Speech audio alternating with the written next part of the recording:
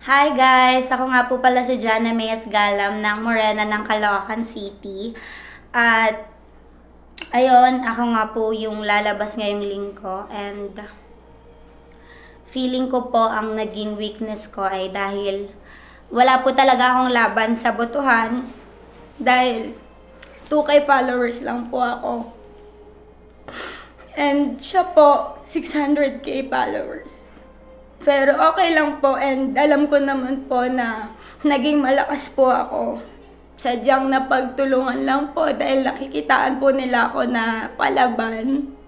Pero tanggap ko po at hindi po ako titigil na ipakita yung pangarap at kung ano pa po yung kaya kong gawin.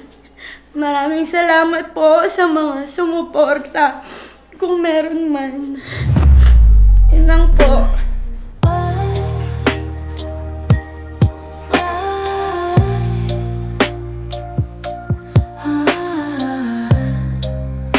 Mm-hmm.